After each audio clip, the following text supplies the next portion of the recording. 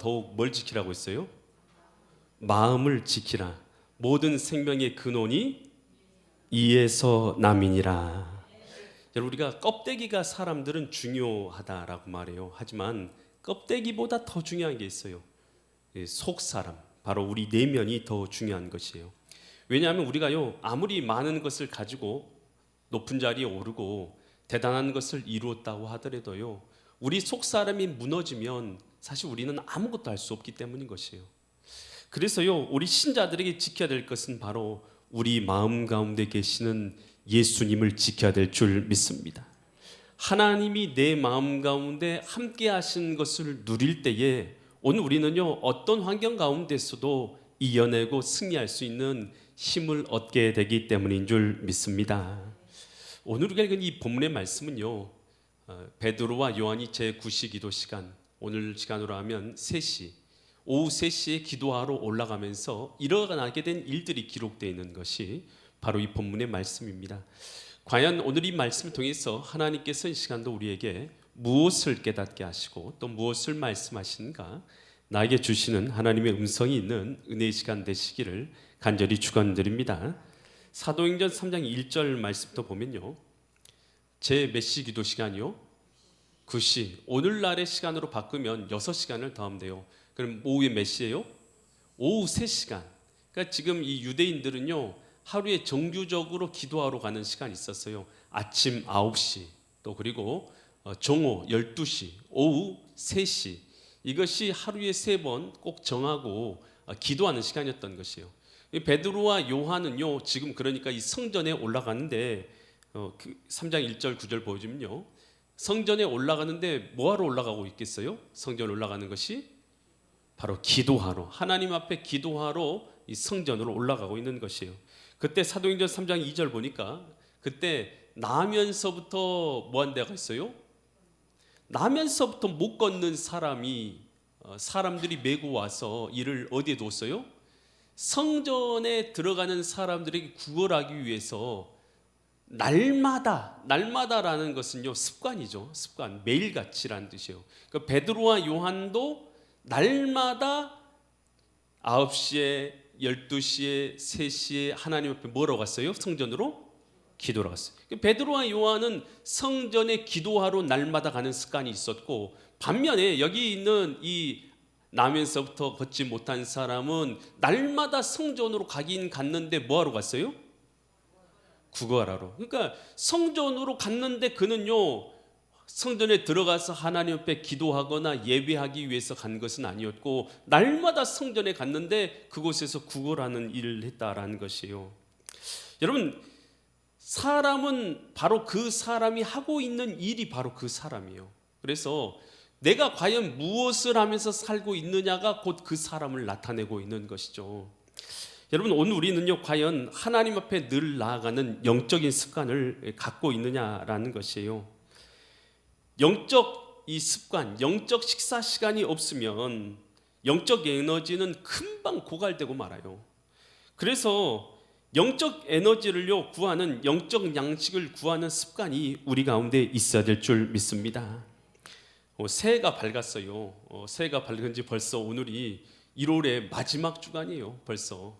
여러분, 그런데요, 여러분, 오늘 새해가 밝았지만 그래도 우리가 바뀐 변화된 삶을 살려면 과거의 잘못된 습관을 내가 무엇이 되었던 하나라도 내려놓고 주님 안에서 영적인 새로운 습관을 하나라도 가져야 주님 안에서 변화된 새 삶을 살아갈 수 있게 되는 줄 믿습니다.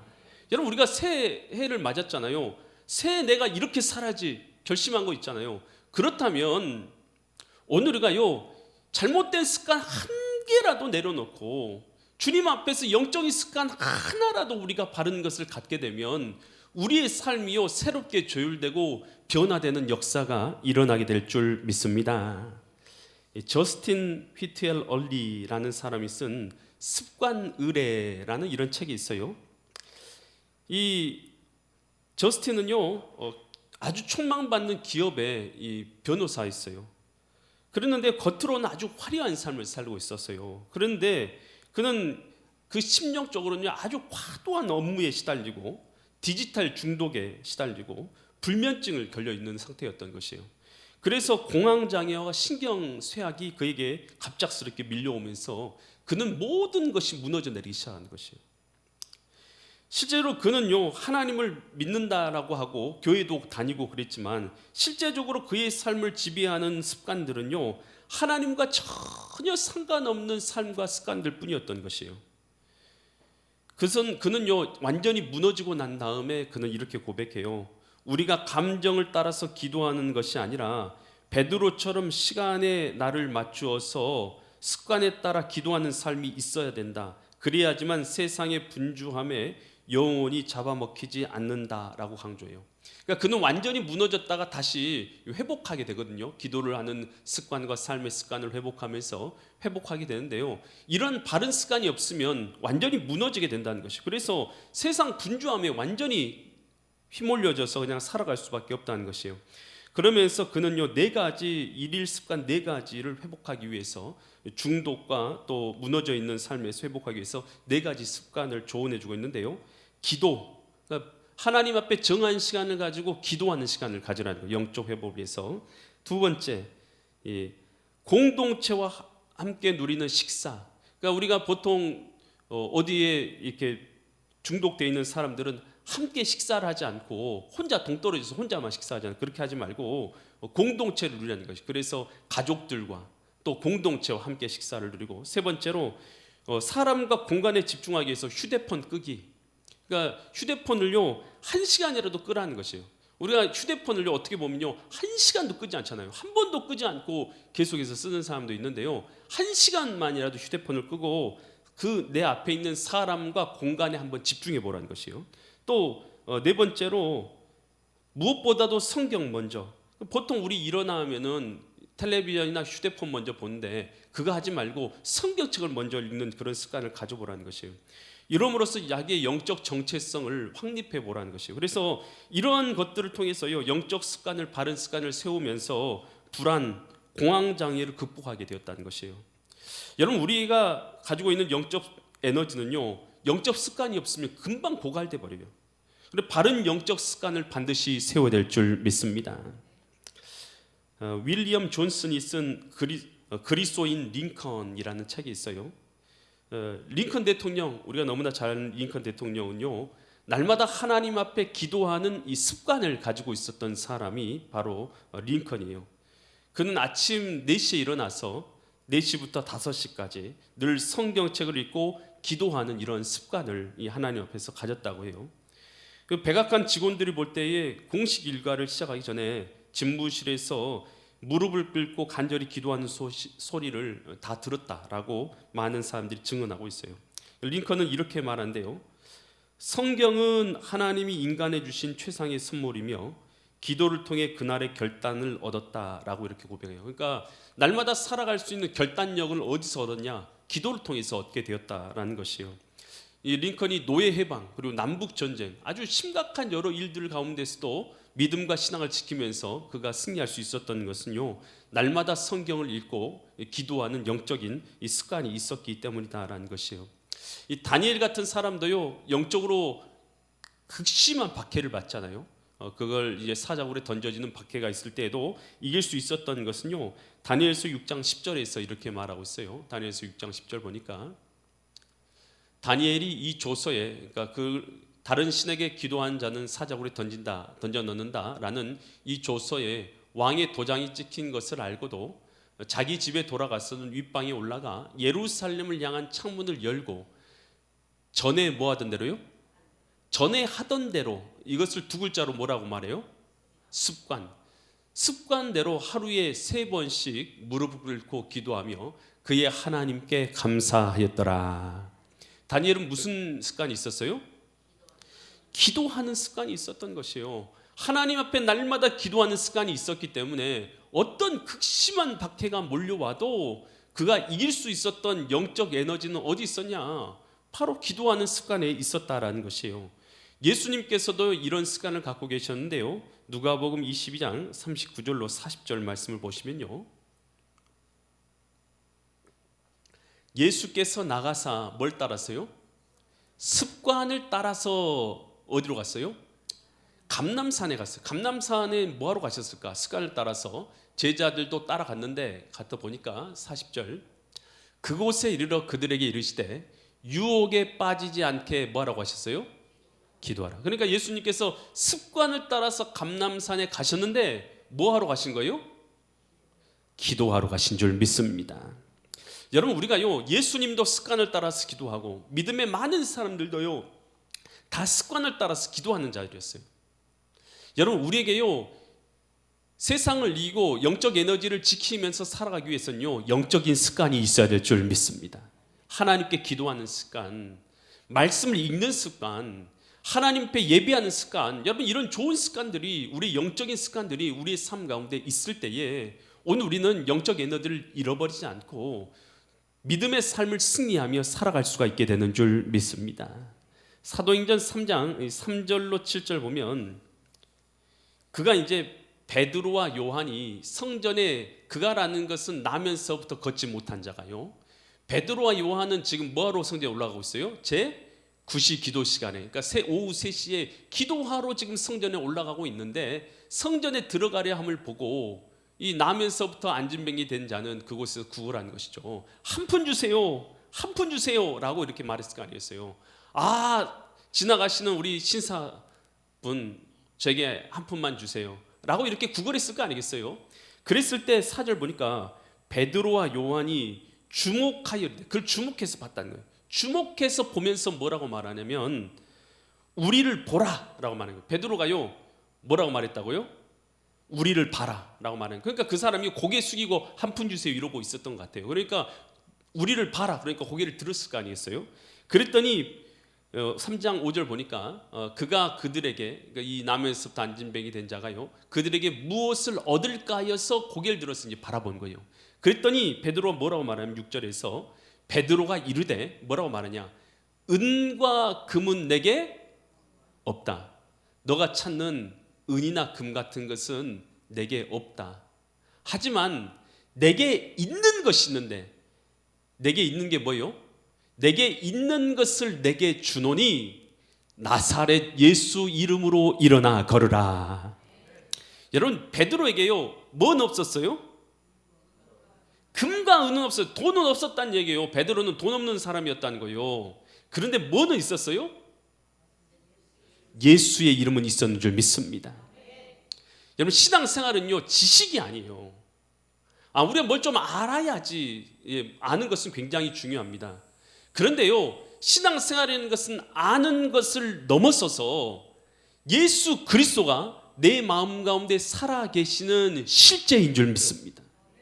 여러분 하나님을 믿는다는 것은요 지식을 쌓는 것을 넘어서는 것이에요. 지식이 아니라 지금 내 마음과 삶 가운데 이루어지는 하나님이 나와 함께 계시는 이 실제인 것입니다. 할렐루야. 그리고 베드로에게 있어서는 신앙은요 그냥 다만 지식이 아닌 거예요. 나와 하나님이 함께 계시고 있는 실제고 능력인 줄 믿습니다. 그래서 베드로는요 나는 금과 은은 없어, 하지만 내게 있는 게 있어. 그것은 바로 나사렛 예수 이름이다. 여러분 교회에 나온다고 해서 구원받는 거 아니잖아요. 성경책 읽었다고 해서 구원받는 것도 아니잖아요.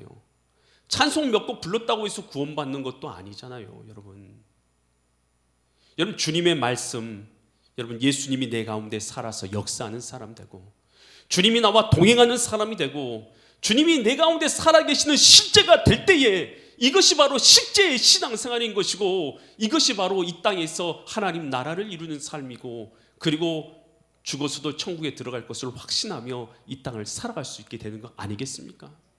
그래서 주님을 믿는다는 것은요 신앙의 실제인 줄 믿으시 바랍니다. 그리고 나서요 3장 7절 보니까 베드로가 어떻게 했어요? 그의 오른손을 잡아서 뭐 했어요?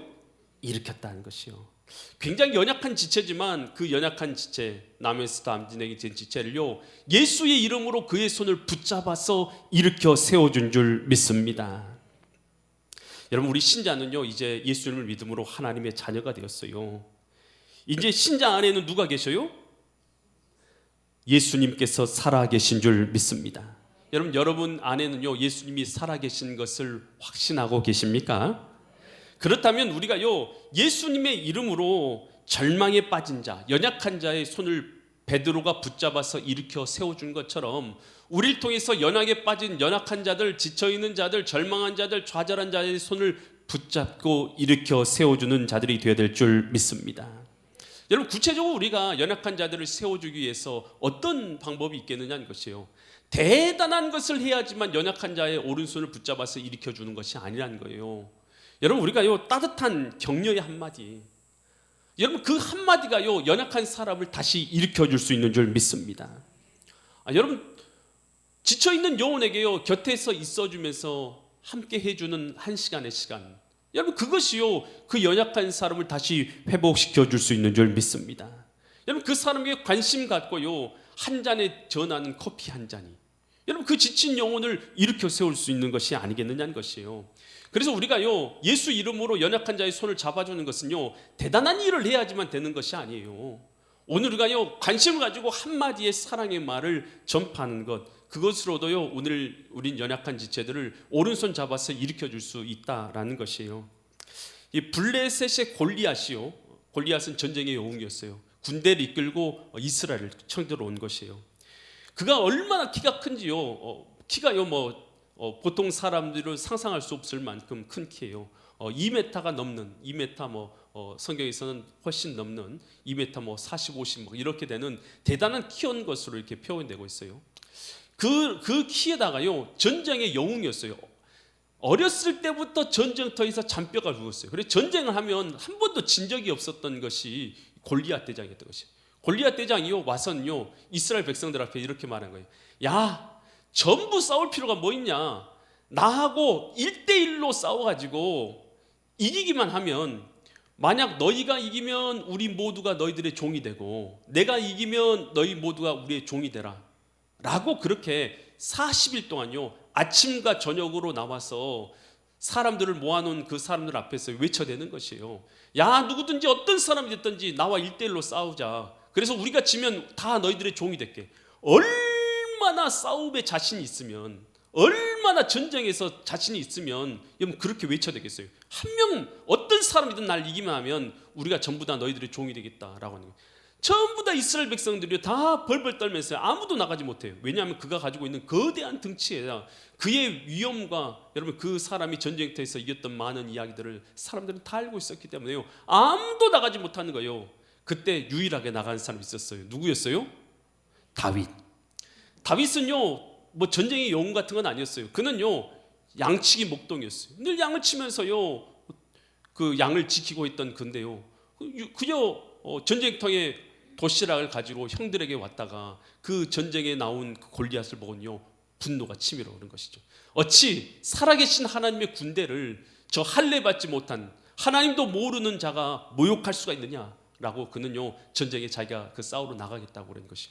사울왕이요 전쟁에 나가도록 칼도 주고 갑옷도 입혀봤더니 덩치가 작아가지고 갑옷도 맞지 않고 칼도 못 들겠는 거예요. 그래서 다 놔두고 나는 내가 늘 쓰는 물맷돌을 가지고 나가겠습니다 하고 전쟁에 나가는 거예요. 그랬더니 물맷돌을 싱싱 돌리면서 다윗이 걸어오니까요 골리앗 보기에는 거대한 골리앗이 볼 때는요 하잘것없는 아주 그냥 소년 한 명이 걸어오는 것이에요. 그럼 뭐라고 말합니까? 내가 너를 죽여서 들판에 있는 새들과 개들에게 먹이로 주겠다라고 외칩니다. 그러면서 큰 칼과 방패를 들고 그가 달려나가는 것이죠. 창과 방패를 들고. 그랬을 때요 다윗이 뭐라고 말하는 줄 아십니까? 사무엘상 17장 45절에서 이렇게 말하는데요 다윗이 블레셋 사람들에게 이르되 너는 칼과 창과 짧은 단창으로 내게 오거니와 나는 만군의 여호와의 이름 곧 내가 모독하는 이스라엘의 군대의 하나님의 이름으로 내게 나아가노라. 여러분 다윗이 의지하는 것은요 다윗에게 있어서는요 하나님은요 지식이 아닌 거예요. 내 삶 가운데 실제로 역사하시고 살아서 역사하시고 함께 계시고 나를 지켜주시고 도와주시고 승리하게 하시는 하나님의 능력인 줄 믿습니다. 여러분 우리에게 믿고 있는 하나님은 여러분에게요 성경에만 나와 있는 하나님이냐 아니면 실제로 살아서 나와 함께 계시고 내 삶 가운데 역사하고 계시는 하나님이냐는 것이에요. 다윗에게 있어서는 이 하나님은요 그저 생각 속에 있는 하나님이 아닌 거예요. 실제로 내 삶 가운데서 나의 모든 삶을 바꾸고 변화시키고 살려낼 수 있는 능력의 하나님이 바로 그의 가운데 살아서 역사하시는 실제 하나님인 줄 믿습니다. 여러분, 우리가 믿는 하나님이 어떤 하나님이냐는 것이에요. 정말로 내 속에서 살아서 역사하는 하나님이냐는 것이에요. 예수님께서 제자들을 이제 전도하러 보낸단 말이에요. 전도하러 보냈는데 둘씩 짝을 지어가지고 70명을 보냅니다. 근데 그들이 전도하러 나갔다가 기쁨으로 돌아온 거예요. 막 찬송을 하면서 기쁨으로 돌아가지고 예수님 앞에 보고를 하는 거예요. 뭐라고 하냐면 누가복음 10장 17절에서 이렇게 말하는 거예요. 70인이 기뻐하며 어디서 돌아왔어요? 전도하고 돌아온 거예요. 전도하고 돌아와서 이르되 주여, 뭐면요? 주의 예수 이름이면 뭐가 굴복했다고요? 귀신도 우리에게 항복하더이다. 누구의 이름이면요? 예수 이름으로 귀신이 항복한다는 거예요. 믿습니까? 믿으세요? 우리가 힘이 있는 게 아니고요, 예수님께서 능력자인 줄 믿으시 바랍니다. 그래서 우리는요 고백하는 거 따라서 합니다. 예수 이름으로, 예수 이름으로 어둠의 권세는 떠나갈지어다. 떠나갈지어다. 여러분, 예수 이름으로요 어둠의 권세를 물리칠 수 있기를 간절히 축원드립니다. 리처드 스턴스, 그는요 미국의 레녹스 아세요? 이 고급 식기 제조사가 레녹스가 있어요. 근데 거기에 CEO였습니다.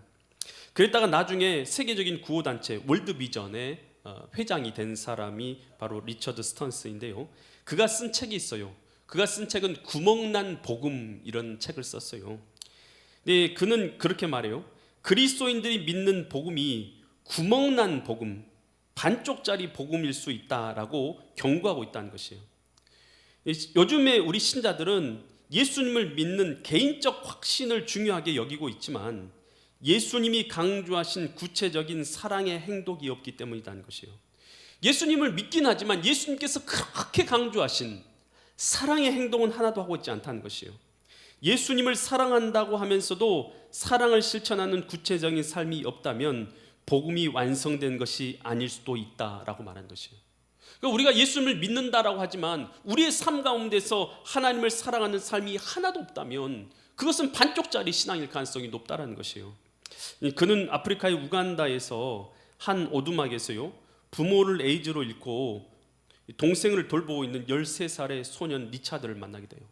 그를 보면서 그 아이가 울고 있는 그 눈물 속에서 깨닫게 돼요.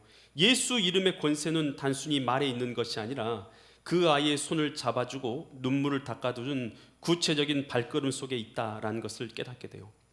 우리가요, 나 예수님 믿어, 나 예수님 주인 삼았어, 여러분 그렇게 고백은 하고 있지만 예수님께서 그렇게 강조하시는 사랑이 있으십니까?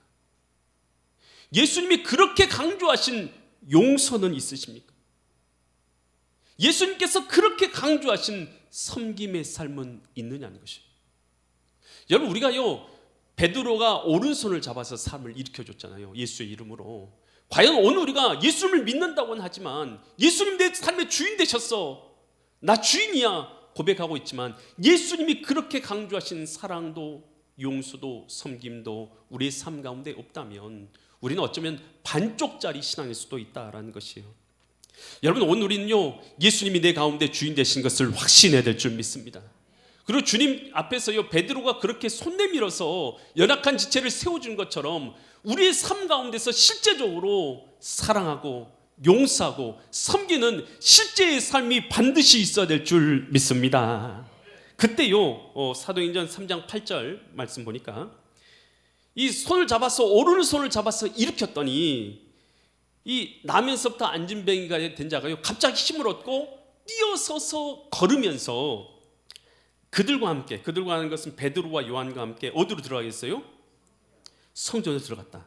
그는 이제 매일 미문이라는 성전에 왔지만 뭐하러 왔었어요? 매일 항상 구걸하러 왔던 거 아니겠어요? 구걸하러 왔던 사람이 이제는 성전으로 들어가면서 걷기도 하고 뛰기도 하면서 하나님을 뭐하게 됐어요? 찬양하게 됐어요.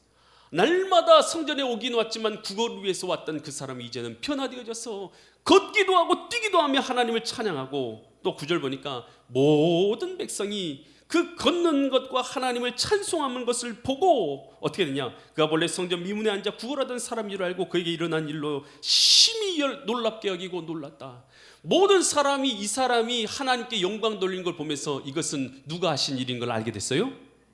하나님이 하신 것을 알게 되고 기뻐하고 놀라게 된 줄 믿으시기 바랍니다. 여러분, 우리가요, 하나님으로 인해서 우리가 기도 응답을 받을 수가 있잖아요. 기도하다 기도 응답을 받을 수 있어요. 그렇지만 기도 응답을 받는 것보다 더 중요한 것은 무엇이냐? 그 기도 응답을 가지고 하나님 앞에 올라가서 하나님을 찬양하고 경배하는 자가 되는 것인 줄 믿습니다. 여러분, 안진뱅이를 이렇게 세우신 목적이요, 성전 밖에서 구걸하던 그 인생을 끝내고 성전 안에서 하나님을 찬양하는 인생으로 만들기 위해서 하나님께서 그를 고쳐주신 줄 믿으시기 바랍니다. 과연 나는 구원받은 자만이 할 수 있는 역동적인 기쁨과 찬송이 내 속에서 살아서 역사하고 있느냐는 것이요, 우리는요, 응답받은 기도 제목을 가지고 그 제목에만, 응답받은 것에만 기뻐하지 말고 그 응답을 들고 하나님 앞으로 달려나와서 하나님 앞에서 하나님을 찬양하고 내 속에서 역사하신 하나님께 경배를 올려드리는 믿음의 성도님들 될 수 있기를 간절히 축원드립니다. 예수님께서요, 사마리아와 갈릴리 사이를 지나가시는데 그때 나병 환자 10명이 예수님께 찾아오신 거예요. 그래서 소리를 지르는 거예요. 다윗의 자손 예수여, 우리를 불쌍히 여겨주세요 라고 큰 소리로 10명이 외쳐대는 것이요. 예수님께서 그들에게 가셔요. 내가 너희를 불쌍히 여기노라. 우리를 고쳐주소서. 그래, 너희들은 다 제사장에 가서 너희들의 몸을 보이라. 그러면 고쳐질 것이라. 그들이요, 다 제사장에게 같이 걸어갑니다.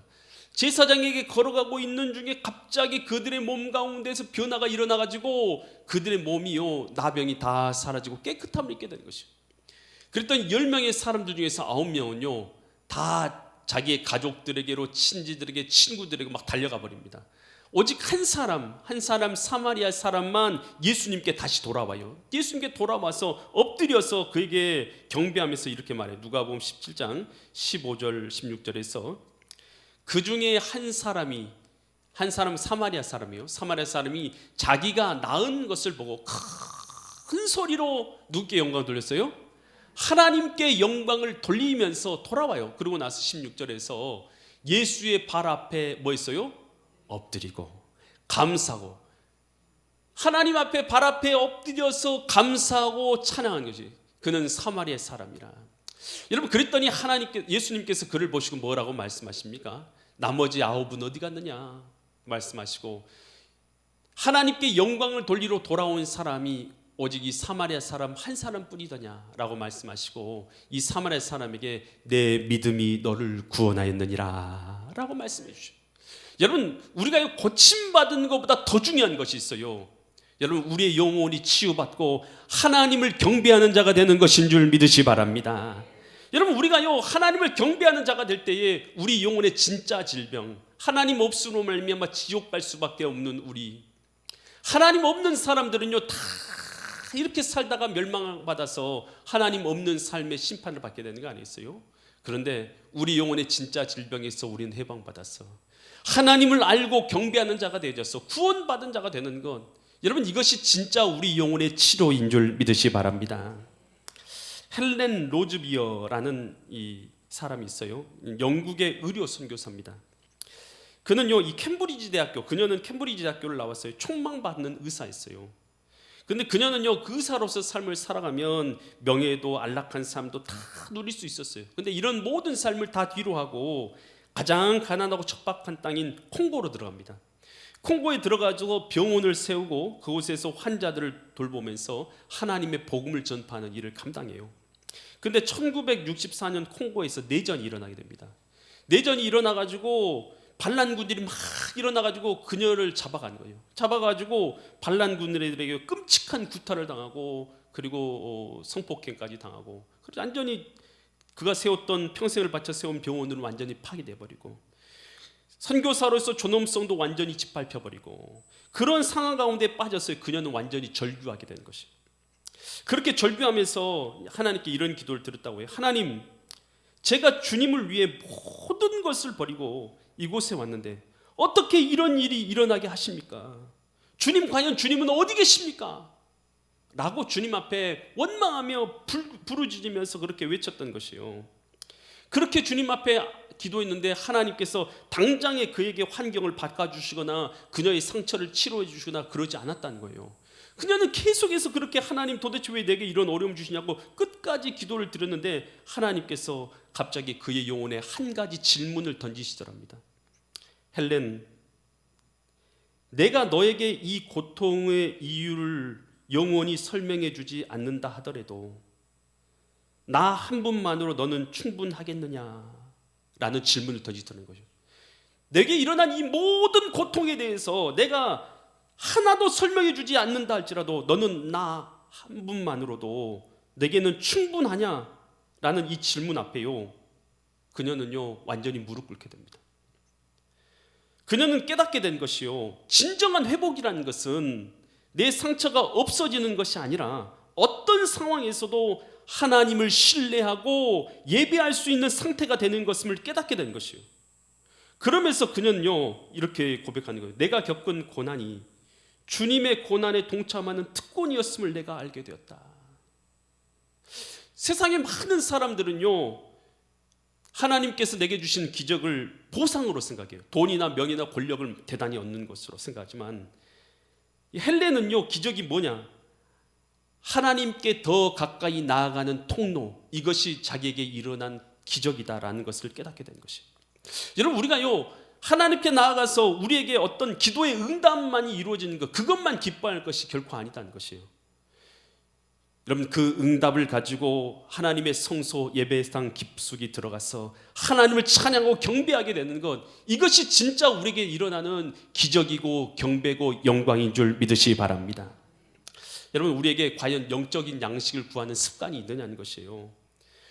영적 습관이 없으면요 우리는요 영적 에너지가 쉽게 고갈된다는 것이에요. 반드시 습관을 만들어내야 된다는 것이에요. 또한 예수님께서 살아계신다는 이 사실을요 실제로 누리고 내가 사람들의 손을 붙잡아주는 실제적인 신앙생활을 하고 있냐는 것이에요. 그렇지 않으면 우리는 반쪽짜리 신앙일 가능성이 높다는 것이에요.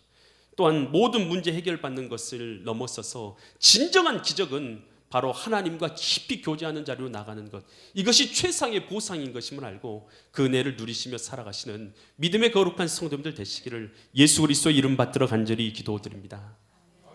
기도드리겠습니다. 하나님 아버지, 베드로와 요한이 제9시 기도 시간에 기도하러 성전에 올라가다가 나면서 안전병이 된 자를 고쳤던 것을 봅니다. 그들에게는 기도의 영적인 습관이 있었던 것을 봅니다. 오늘 우리 엘림재단에 있는 믿음의 지체들, 이 영적 습관이 바로 세워지는 역사가 2026년 일어나게 하여 주시옵소서. 그래서 주님 앞에서 결단하고 영적으로 세워지는 역사가 일어나게 하여 주시고, 우리의 신앙이 지식에서만 머무르지 않게 하여 주시고 하나님이 나와 함께 계시는 실제를 누리게 하여 주시옵소서. 살아있는 신앙 되게 하여 주시고 믿음의 신앙 되게 하여 주시고 하나님을 누리는 신앙 될 수 있도록 주님 도와 주시어서 오늘 연약한 지체의 손을 붙잡아서 일으켜주는 실제적인 삶이 있을 수 있도록 주님 도와 주시옵소서. 문제 해결받는 것을 넘어서서 최고의 은혜는 오늘 하나님 앞에 깊숙이 나가서 은혜의 자리로 깊이 나아가서 하나님의 은혜를 예배하며 경배하는 은혜를 누리는 것이 최고의 은혜이요 보상인 것을 알게 하시고 주님 앞에 은혜의 자리로 깊숙이 나가서 은혜를 체험하는 믿음의 사람들 되게 하여 주시옵소서. 엘림재단에 속하 있는 믿음의 지체들 가운데 역사하실 것을 믿사와서 존귀하신 예수 그리스도의 이름 받들어 간절히 기도드립니다. 아멘.